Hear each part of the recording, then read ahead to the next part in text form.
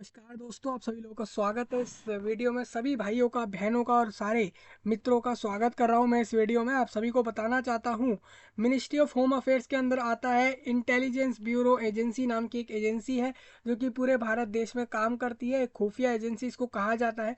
और ये एजेंसी जो है ये भारत सरकार की है, यानी कि सरकारी एजेंसी है। और इस एजेंसी में पूरे देश भर में, पूरे भारत देश में 995 वैकेंसियां निकाली गई हैं। आपको बताना चाहता हूँ, एक ऑफिसर का पोस्ट है।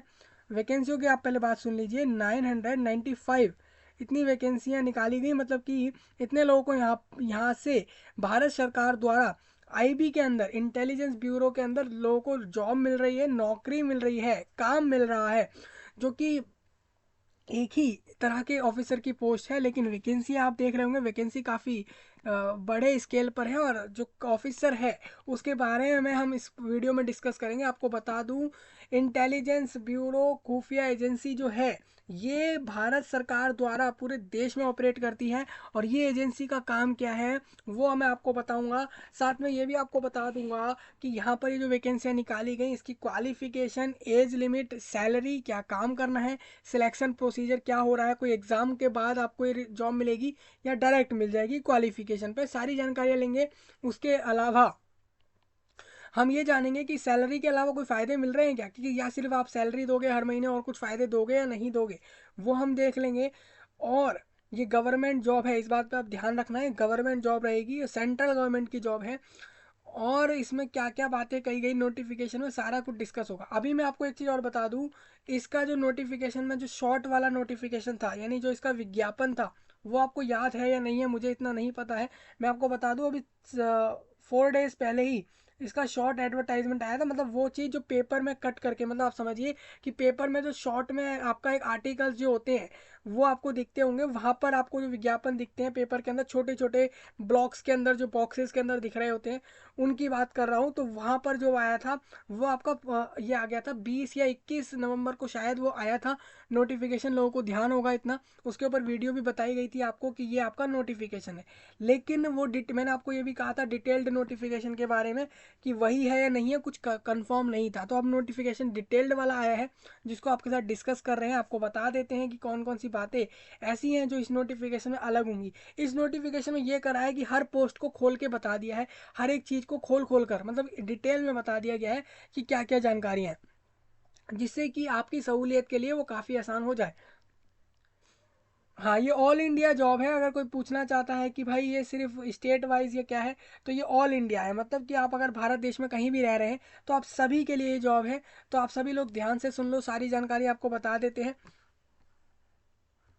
सबसे पहले आप देखो, ये जो आप जैसे जानते हैं, मिनिस्ट्री ऑफ होम्स को जानते हैं आप जानते हैं कि होम मिनिस्ट्री के अंडर बहुत सारे डिपार्टमेंट्स हैं भाई, बहुत सारे चीज़ों पे काम करती है होम मिनिस्ट्री पूरे देश में। और वैकेंसियाँ भी आप देखते ही हैं, हर बार ही आप देखते हैं, तो इस बार भी होम मिनिस्ट्री में रहेगी ये वैकेंसी। आप अब ये कोई पूछेगा होम मिनिस्ट्री क्या है भाई, तो आपको बता दूं, आप जैसे सुनते हैं ministry of finance, ministry of defence, ministry of education और मिनिस्ट्री ऑफ ट्रांसपोर्ट, और बहुत सारे आपने सुने होंगे मिनिस्ट्री।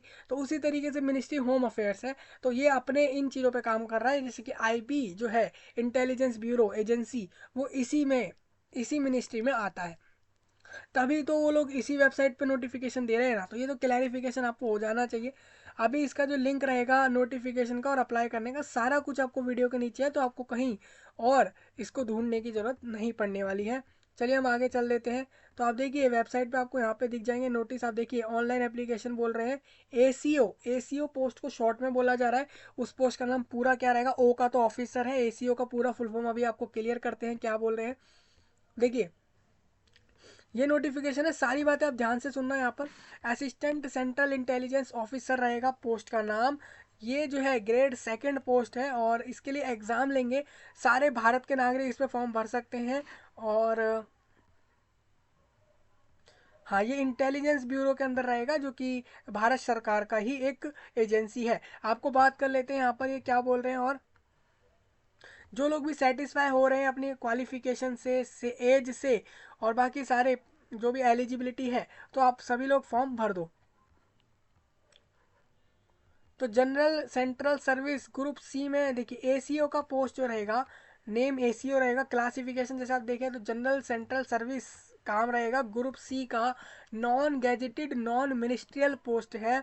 44,900 रुपये से लेके 1,42,400 रुपये तक आपको मिलेंगे, यानी कि आप कह लीजिए कि 45,000 मिनिमम आपको सैलरी मिल ही रही होगी आपको स्टार्टिंग में। इनिशियल पे मतलब हो जाता है शुरुआती तौर पर जो सैलरी मिलती है उसको बोलते हैं इनिशियल पे।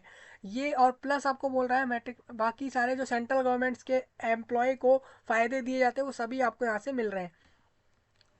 मैं आपको बता दूं, देखिए जॉब काफ़ी बढ़िया है। क्यों बढ़िया है? क्योंकि यहाँ सैलरी तो आप देख लो 45,000 के करीब बोल दी। महंगाई भत्ता कह दे रहे हैं कि 46% आपकी जो सैलरी है उसका महंगाई उसका उतना परसेंट जो है आपको देंगे, यानी कि आप देख लो 20,000 ये अलग होंगे, ये सारे अलग हैं, आप इसको उसके साथ मत मानना। ऐसे से आपको अलग मिलेगा। हाउस रेंट अलाउंस अलग रहेगा। एरिया वाइज डिपेंड करेगा हाउस रेंट अलाउंस। अगर कोई महंगा इलाका है, कोई ऐसी जगह है जो महंगी है, सिटी ऐसी है जहाँ पर आपको आपकी जॉब हुई और वहाँ पोस्टिंग के हिसाब से आपको वहाँ पे हाउस लेना पड़ा, तो उसका जो रेंट होगा वो भी आपको यहाँ से गवर्नमेंट ऑफ इंडिया देगी। जो कि अगर वो ज़्यादा महंगा इलाका है तो वहाँ पर HRA ज़्यादा होगा। जहाँ पर सही है, जहाँ पर ऑन एन एवरेज महंगाई ज़्यादा नहीं है, तो उन जगहों पर HRA कम होता है। ये तो सभी को क्लियर होगा। जहाँ महंगाई है वहाँ पैसा ज़्यादा चाहिए, जहाँ कम महंगाई है तो वहाँ पैसा उसको कम चाहिए। अब ट्रांसपोर्ट अलायंस क्या हो जाता है, मतलब कि हायर TPTA सिटीज़, मतलब अभी देखिए इसमें आपका ये रहेगा कि आप अगर खुद और अपने परिवार के साथ भी कहीं जा रहे हैं उसके लिए भी अलाउंस देंगे ये। तो ये सारी चीज़ें आपको देते हैं और खुद ये आपको काम से भी भेज सकते हैं कहीं ना कहीं, वो इन्होंने यहाँ पर कह दिया है। पूरे देश में, पूरे भारत देश के लिए रहेगी ये सारी बातें, आप इस बात पे ध्यान रखना। ये सारा कुछ अगर मैं बात कर लूँ तो आपको सारा कुछ फ़ायदे मिलाकर सैलरी वैली सब मिलाकर पर मंथ अगर आपका बात कर ले तो कितना हो जाएगा, तो पर मंथ आप इसको 60-70,000 प्लस मान सकते हैं, क्योंकि 45,000 तो सैलरी बोल रहे हैं, 20,000 कुछ ये महंगाई भत्ता बता रहे हैं। फिर ये SSA जो है वो बेसिक पे का 20% दे रहे हैं, तो आप इस सबको इंक्लूड करते हो तो आपका 60-70 प्लस ही जाता है ये चीज़, ये आप मान लो। लेकिन आपका मतलब सैलरी तो मिलनी ही मिलनी है, 45,000 तो कहीं नहीं जा रहे हैं आपके। बाकी आप चीज़ें इस चीज़ को देख सकते हो इन एडिशन टू अवॉब। बाकी ये कह रहे हैं cash compensation in lieu of duty. अगर कोई कैंडिडेट ज़्यादा काम कर रहा है अपने वर्किंग डेज के अलावा भी, जितना समय उसको करना है पर मंथ काम, उससे ज़्यादा भी अगर वो कर रहा है तो उसको और फ़ायदे मिलते हैं। हर साल यहाँ पर सैलरी बढ़ती है, मेडिकल फैसिलिटी मिलती है, LTC फैसिलिटी मिलती है, मतलब कि वो खुद के लिए और परिवार के लिए फैसिलिटी ले सकता है। कहीं घूमने जाने वाली, कहीं जाना है उसको ट्रैवल के लिए, वो भी ले सकता है वो। दूसरा यहाँ पर चिल्ड्रन एजुकेशन, आपका आपके जो भी बच्चे होंगे, मतलब आपके जो भी चाइल्ड है, चाहे वो डॉटर है या सन है, तो उनको भी अगर आपको जहाँ भी पढ़ाना होगा किसी भी गवर्नमेंट स्कूल्स के अंदर या कॉलेजेस के अंदर, या एजुकेशन से रिलेटेड उनका कुछ भी करना होगा, वहाँ आपको फ़ायदे दिए जाएंगे। तो ये काफ़ी ज़्यादा अच्छी जॉब है। देखिए आपको कितने सारे फ़ायदे दिए जा रहे हैं। नंबर ऑफ वैकेंसी 995 है। एसेंशियल क्वालिफिकेशन मैंने आपको बता दी थी, उस दिन भी बताई थी। ग्रेजुएट चाहिए, आप अगर BA हैं, BBA हैं, BSc हैं, BCA हैं, BCom है, या फिर आप BTech, B architecture, B planning, या कोई भी ऐसा BE, या फिर कोई भी ऐसा बैचलर पास्ड है, तो आप सभी लोग एलिजिबल हैं। इसमें कुछ इन्होंने नहीं बोला कि हम साइंस स्ट्रीम वाले को लेंगे, कॉमर्स वाले को लेंगे, सभी को एलिजिबल रखा है। कंप्यूटर की नॉलेज हो, बस कंप्यूटर चलाना आता हो, 18 से 27 के बीच का कैंडिडेट हो। अगर वो SC ST है तो वो 18 से 32 के बीच का कैंडिडेट हो। अगर वो OBC NSCL है तो 18 से 30 के बीच का कैंडिडेट हो। ये एज रिलैक्सेशन आप लोग यहाँ से देख लेना।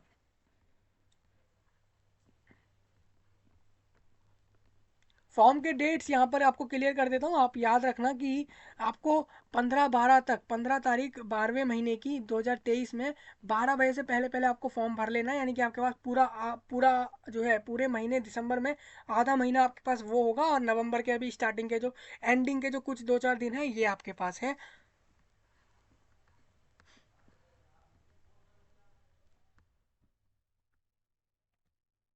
हाँ, और आपकी जो क्वालिफिकेशन है ना वो इसी डेट से देखी जाएगी। अभी किसी लोगों की मार्कशीट नहीं है तो आप मार्कशीट जाके ले आओ अपने डिग्रीज वगैरह, सेमेस्टर मार्कशीट्स, अगर किसी की ग्रेजुएशन में रह रही है वो ले आओ। मतलब कुल मिला के प्रोसीजर पूरा कर लो, क्योंकि आपका ग्रेजुएशन तक का सारा डॉक्यूमेंट्स, क्वालिफिकेशन और सारी चीज़ होनी चाहिए इस डेट से पहले पहले। नोट में कुछ पॉइंट है, किसी को रीड करने हो रीड कर सकते हैं। देखिए इन्होंने बोला ऑल इंडिया ट्रांसफर हो सकता है, मतलब कि कैंडिडेट जिसको भी यहाँ जॉब मिलेगी उसको देश भर में कहीं भी भेजा जा सकता है। आप ऐसा नहीं कह सकते कि मेरे को अपने डोमिसाइल में ही काम करना है, या मेरे को तो सिर्फ हरियाणा झारखंड जैसी जगहों पर ही काम करना है और जगह नहीं जाना, ऐसा आप नहीं कह सकते। आपको पूरे देश में ही कहीं भी भेज सकते हैं। तो इसीलिए जो लोग जा सकते हैं, जो चाह सकते हैं कि हमें कहीं भी भेज दो इंडिया में, हमें कोई फ़र्क नहीं पड़ता, हम अपनी जॉब के लिए इतने सीरियस हैं, तो आप लोग अप्लाई करो। सिटी ऑफ एग्जाम की बात बता देता हूँ कि 5 ऑप्शन ये दे रहे हैं। आप सिटी इन ये जो आपको सिटी दिखा रहा हूँ मैं टेबल में, इनमें से आप 5 सिटी चूज कर लो जहाँ पर आपको एग्जाम देना है।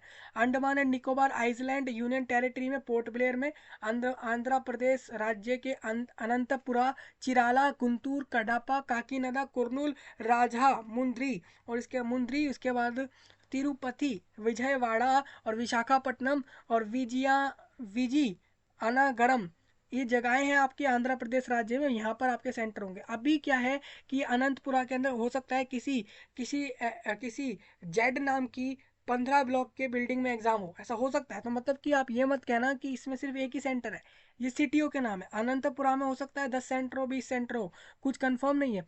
कडापा काकीनाडा में भी हो सकते हैं जितने मर्जी सेंटर करा दिए जाए यहाँ पे।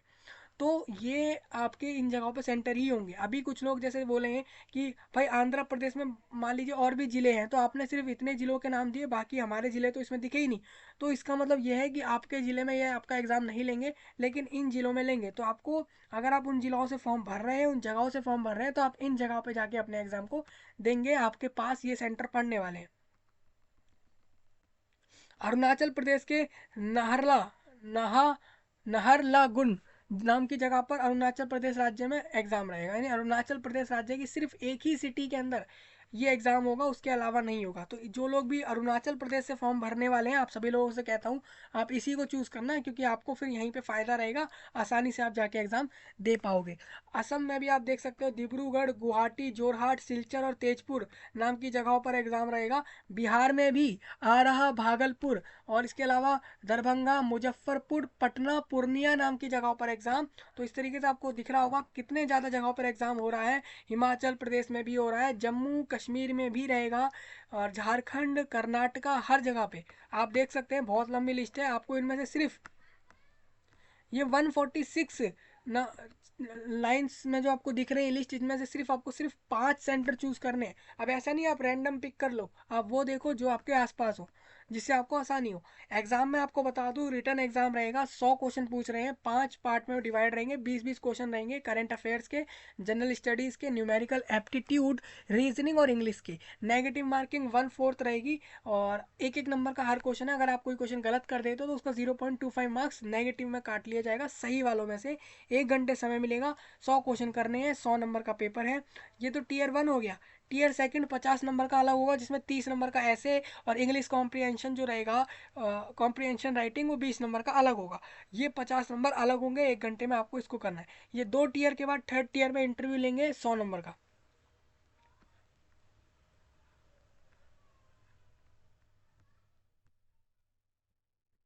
सिलेक्शन कैंडिडेट का कैसे करेंगे? सिलेक्शन कैंडिडेट का ऐसे करेंगे कि टीयर 1 में एग्जाम दे देगा कैंडिडेट, उसके बाद उसको टीयर सेकंड में भेजेंगे जो टीयर 1 पास कर रहा है, फिर टीयर 2 पास करने वाले को इंटरव्यू में भेजेंगे। वही चीज़ इन्होंने बोली है। टीयर 1 में आप सभी लोग 35% नंबर ले आना, यूआर वाले लोग 100 में से 35 नंबर लाना, ओबीसी वाले 34, एससी एसटी वाले 33। ये नंबर अगर आप ले आते हो, इससे ऊपर लाते हो, तो आप सभी लोग पास हो जाते हो अपने कैटेगरी वाइज टीयर 1 में, और सेकंड में चले जाओगे। टीयर सेकंड के लिए 10 गुना लोगों को बुलाएंगे, यानी ये 10,000 के लगभग लगभग लोगों को यहाँ से सेकंड टीयर एग्जाम में बैठाएंगे, जो कि ऐसे और इंग्लिश का हो रहा है 10 टाइम्स। और उसके बाद उसमें भी सिर्फ ये लोग, यानी कि 1000 वैकेंसी है, तो आप समझ लो कि ये 5,000 लोगों को आपके इंटरव्यू में भेज रहे हैं। फिर इंटरव्यू के बाद ये आपका परफॉर्मेंस देखेंगे। ऐसा कैंडिडेट जो तीनों टीयर तक आया है, इंटरव्यू तक आया है, और उसका परफॉर्मेंस कैसा है, टॉप के 995 लोगों को सिलेक्ट करके जॉब दे देंगे। वहाँ से ये भेज देंगे आपको मेडिकल एग्जाम के लिए, और इस तरीके से आपका सारी चीज़ें चलेंगी। रिजोल्यूशन ऑफ टाई केस मतलब हो जाता है रिसोल्यूशन, मतलब कि अभी आपका पहले सॉल्यूशन आ गया, आपके एग्जाम के मार्क्स आ गए, लेकिन अभी देखा गया कि ऐसे बहुत से कैंडिडेट हुए जिनके 100 में से 35 नंबर आ रहे हैं, 100 में से 42 नंबर बहुत लोगों के आ गए हैं। तो ऐसे में हम किसको सिलेक्ट करें, किसको मेरिट में ऊपर रखें, लिस्ट में ऊपर रखें? तो इसके लिए इन्होंने कहा है जिसके इंटरव्यू में ज़्यादा मार्क्स होंगे उसको रख देंगे ऊपर, फिर हम देखेंगे टीयर सेकंड में जिसके मार्क्स अच्छे होंगे उसको रखेंगे। तो ये इनका प्रोसेस होता है जिसके बिहाफ पर ये रेजोल्यूशन ऑफ टाई केस वाले सॉल्व कर लेते हैं, टाई केस को सॉल्व कर देते हैं। फॉर्म के डेट्स की बात करूँ तो फॉर्म कल से स्टार्ट हो चुके हैं। जिन लोगों ने सुना था पहले भी आपको यही बताया गया था, 15/12 तक आप फॉर्म भर दो, 15 तारीख 12वें महीने की, और 19 तारीख तक आप जो है पेमेंट कर सकते हो अगर आप पेमेंट ऑफलाइन में कर रहे हो।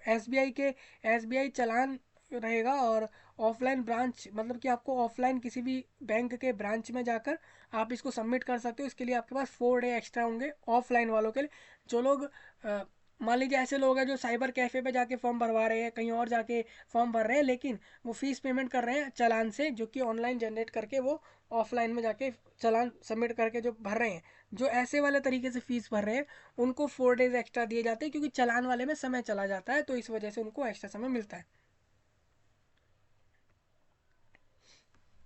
ये जनरल इंस्ट्रक्शन आप सभी के लिए होंगे, इसको आपको रीड कर सकते हैं। हाउ टू अप्लाई कैसे करेंगे मैं आपको आगे बताऊंगा, इसके अंदर आपको फॉर्म भरा के भी बताने वाला हूँ। ये भी आप समझ लो कि आपको रजिस्ट्रेशन करने के लिए ईमेल आईडी मोबाइल नंबर चाहिए, उसके बाद अपना नाम जेंडर डालो, पर्सनल डिटेल डालो, एक आईडी प्रूफ अगर मांगा जाता है तो डाल दो।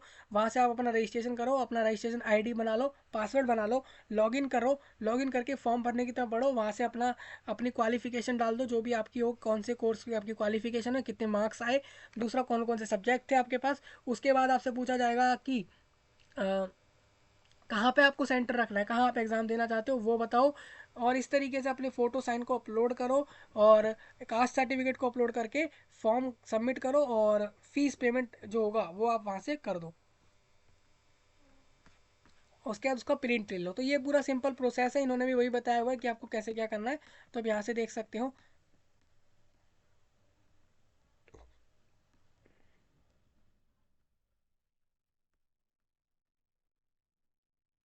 हाँ, एग्जाम की फीस की अगर कोई पूछ रहा है तो फीस आपको बताना चाहता हूँ, सब कैंडिडेट को 450 रुपये पे करने हैं। प्रोसेसिंग फ़ीस 450 है, और दो कंपोनेंट में फ़ीस ली जाएगी। आप समझ लो कि एग्ज़ाम की फ़ीस 100 रुपये रहेगी, और रिक्रूटमेंट प्रोसेसिंग फ़ीस 450 रहेगी, यानी कि आपको 550 रुपीज़ टोटल पे करने हैं हर कैंडिडेट को। ये यहाँ पर इन्होंने बता दिया है।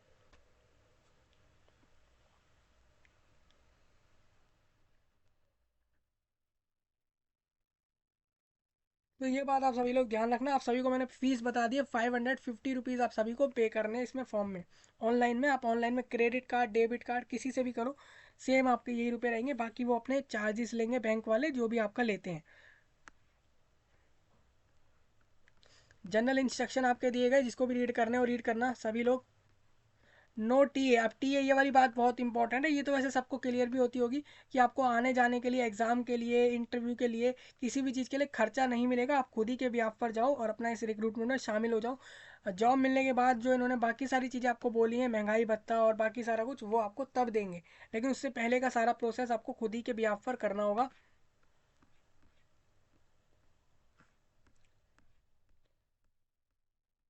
अब ये कास्ट के फॉर्म आपको दिखा देता हूँ। ओबीसी वालों का फॉर्म रहेगा, ये ओबीसी वाले इस फॉर्म को लगाना अपने फॉर्म में।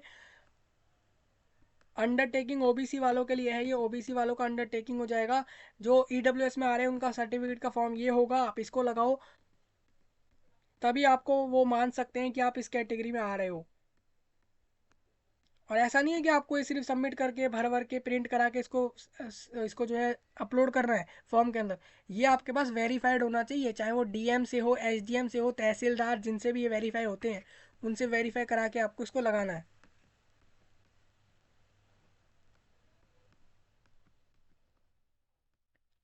डिफेंस पर्सोनल का फॉर्म ये है।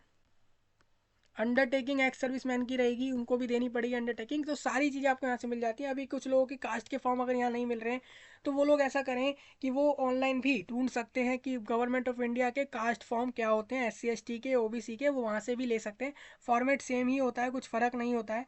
आप देखेंगे तो, क्योंकि सब में एलिजिबिलिटी सेम ही है। तो ये आपके हैं, ये ज़रूर लगाना। अगर कोई रिलैक्सेशन ले रहे हैं तो वो ज़रूर ये चीज़ें लगा दें अपने फॉर्म में, तभी उनको वो चीज़ें फ़ायदे मिलेंगे। नहीं तो आगे जाके उनका कैंडिडेचर जो होगा वो कैंसिल कर सकती है गवर्नमेंट, या फिर आईबी इंटेलिजेंस ब्यूरो कैंसिल भी कर सकती है। चलिए, नोटिफिकेशन आपको बता दिया है, सारा कुछ आपको क्लियर हो गया होगा। सिलेबस की अगर बात करें तो सिलेबस आपने यहाँ से देख ही लिया था। सिलेबस, डिटेल्ड सिलेबस अभी नहीं आया, ये आपका मिड दिसंबर के बाद मिलेगा आपको डिटेल्ड सिलेबस। तब तक के लिए आप प्रीवियस ईयर वाले डेटा से प्रैक्टिस शुरू कर सकते हो कैसे आपको करनी है। सिलेबस ग्रेजुएशन लेवल का ही होगा, क्योंकि ग्रेजुएशन लेवल का ही आपका क्वालिफिकेशन है। ये वैकेंसियाँ शायद डिसेबिलिटी वालों के लिए नहीं है, क्योंकि यहाँ पे डिसेबिलिटी की वैकेंसी है नहीं। आपने अगर देखा हो तो आप देख लेना, वैसे मेरे को यहाँ पे दिखी नहीं है। देखिए, इन्होंने बोला है डिसेबिलिटी वालों के लिए वैकेंसी नहीं है, तो डिसेबिलिटी वाले यहाँ पर नहीं अप्लाई कर सकते हैं। आपको पहले ही क्लियर कर देते हैं, क्योंकि इन्होंने नोट 1 में ये पॉइंट दे दिया है। आशा है आप सभी लोगों को सब कुछ समझ आ गया होगा। सिलेबस का मैंने आपको बता ही दिया, बाकी सारी जानकारी आपको दे दी है। पूरे भारत देश से आप अब कहीं से भी हो, उड़ीसा से हो, मेघालय से हो, आंध्र प्रदेश से हो, मिजोरम से हो, या फिर मणिपुर से हो, वेस्ट बंगाल, कहीं से भी हो, किसी भी गली मोहल्ले पूरे देश में हो, तो आप सभी लोग इस पर फॉर्म भर सकते हैं। आप सभी के लिए जॉब होगी 995 लोगों के लिए। इतना याद रखना, आपको जॉब मिलने के बाद हो सकता है ये आपको कहीं भी भेज दे भारत में, तो आपको जाना पड़ेगा।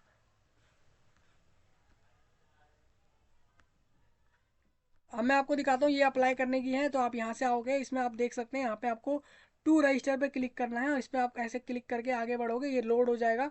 और लोड होते ही आपके सामने इस तरीके से आ जाएगा। आप अपना सिलेक्ट पोस्ट में आपके पास ये पोस्ट आ जाएगा जो मैंने आपको बताया अभी। अपना नाम डाल दो, मोबाइल नंबर और सारी जानकारियाँ भर के वे इसको जो है ऐसे टिक करके वेरीफाई कर देना, और इस तरीके से आगे बढ़ते जाना और फॉर्म भर देना। सिंपल सा प्रोसेस है, आप सभी लोगों को समझ आ गई होगी सारी जानकारियाँ। पूरे देश में होगी ये जॉब, आप सभी लोग फॉर्म भर सकते हो। फॉर्म के डेट्स में आप ज़रूर थोड़ा ध्यान देना, 15 तारीख लास्ट होगी। चलिए, मिलते हैं आपसे नई वीडियो में, तब तक के लिए आप सभी का धन्यवाद।